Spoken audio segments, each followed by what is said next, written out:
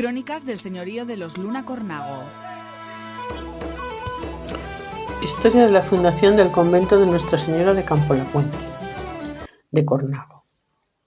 En este sentido, podemos apuntar un documento por el que Rodrigo Jiménez de Rada, nacido en 1170 y muerto en 1247, que fue arzobispo de Toledo, dona una finca en Cornago que había pertenecido a su abuelo Pedro Tizón al monasterio de Fitero, así como otro en el que Rodrigo Jiménez reconocía haber recibido del rey Teobaldo I la villa y el castillo de Cadreita en Navarra, localidad cuyo señorío ya habían ostentado tanto su padre como su abuelo.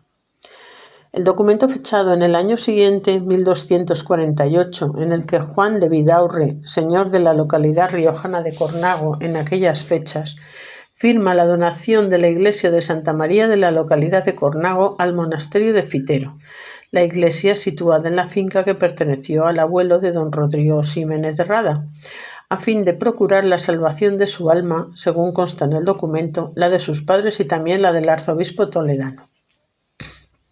Los señores de la villa de Cornago, en el tiempo en que fundaron el convento de Nuestra Señora de Gracia de Campo la Puente, don Juan de Luna y Mendoza y su esposa y prima hermana doña María de Luna, en 1450, 200 años más tarde de la creación de la primera ermita por los monjes franciscanos, tenían dichos monjes cistercienses del monasterio de Santa María de Fitero una granja y en ella una pequeña iglesia dedicada a la Virgen con advocación de Nuestra Señora de Campo la Puente.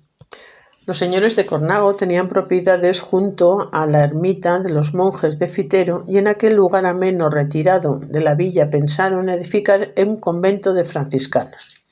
Los monjes de Campo la Puente estaban pasando por un momento complicado de estrecheces económicas y venden la propiedad.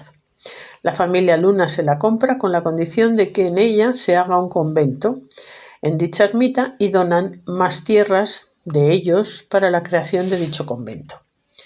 El padre Domingo Hernández hace una descripción del lugar en su tiempo y que es la descripción exacta del lugar en nuestros días. Y dice así: hay en la bajada de la villa y pasando el río un sitio tan ameno y delicioso cuanto el mejor gusto pueda desear. Es un vallecito que, circundado de copudos olivos, le hacen paraje del mayor recreo y hallándose también rodeado de frondosas arboledas y muy lleno de diversos y variados árboles frutales, y de todas maneras que le hacen agradable por su hermosura y gran variedad. Los señores de Cornago llevaron a cabo con los monjes de Fitero la compra de la granja con su iglesia y heredades. Finalmente, estos no pusieron ningún inconveniente para hacer la transacción, ajustando la compra en 300 florines de oro.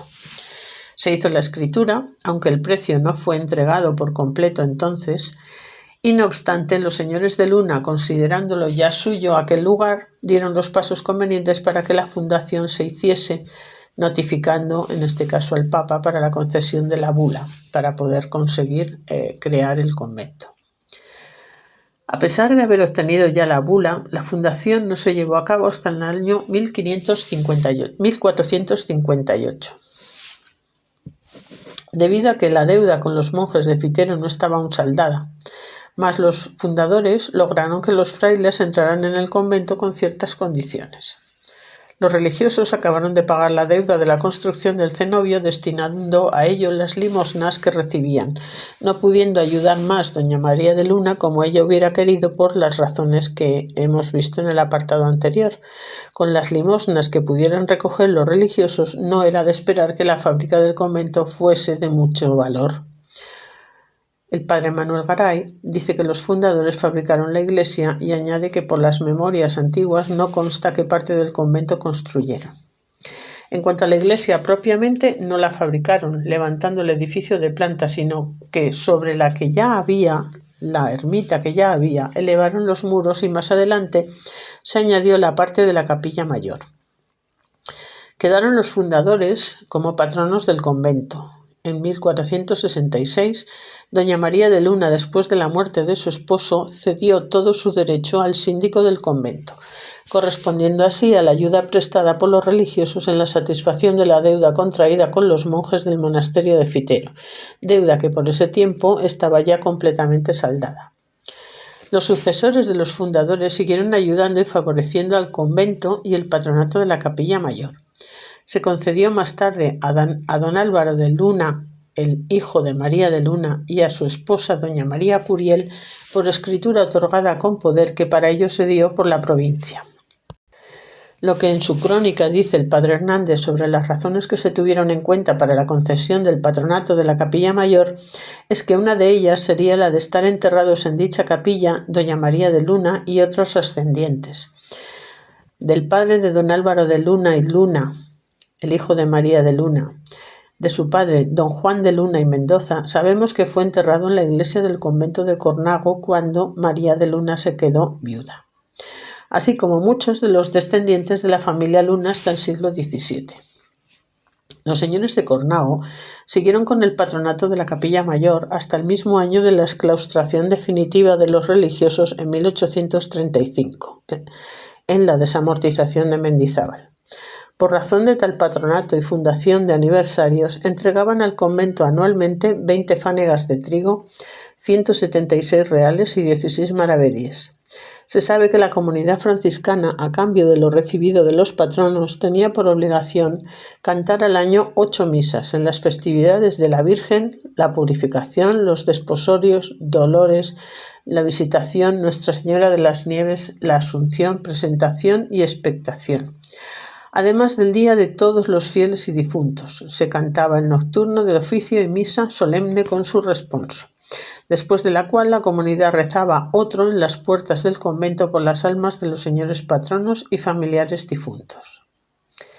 El nombre del convento primeramente figuró en las escrituras con el titular de Nuestra Señora de Campolapuente, pero no tardó en aparecer con el de Nuestra Señora de Gracia de Campolapuente. El primer título se debe a la imagen que con dicho nombre se venera en la capilla de la granja de los monjes del Císter en Fitero. Esta imagen, como dice el padre Hernández, era antigua, pero agraciada y milagrosísima. El cambio del nombre se debe, según el mismo cronista, a que en el altar mayor hay otra virgen con ese mismo título de Nuestra Señora de Gracia, la cual dicen que la dieron los señores de la villa expresando su deseo de que se colocase en la capilla mayor, de la que ellos eran patronos. Los religiosos accedieron a sus deseos y a esta colocación siguió el nuevo nombre que se dio al convento de Nuestra Señora de Gracia de Campolapuente. Actualmente dicha imagen se venera en la ermita de Santa Catalina de la localidad de Cornago. Las imágenes titulares. En épocas de sequía, la imagen de Nuestra Señora de Campolapuente era trasladada del convento a la iglesia parroquial al pueblo, para que con mayor comodidad pudiesen acudir los fieles a impetrar sus favores. Había un día señalado para celebrar la fiesta en su honor, que era el segundo de la Pascua de Pentecostés, en el cual el pueblo acudía en procesión al convento y por parte del concejo se repartía pan y vino a los pobres y huérfanos. La Alhóndiga, que es el almacén municipal, fundada en Cornago, contribuía también a esta obra de caridad, entregando a los regidores 3 fanegas de trigo para que ellos las hiciesen pan, en el caso de que las fanegas de la piadosa institución pasasen de 200.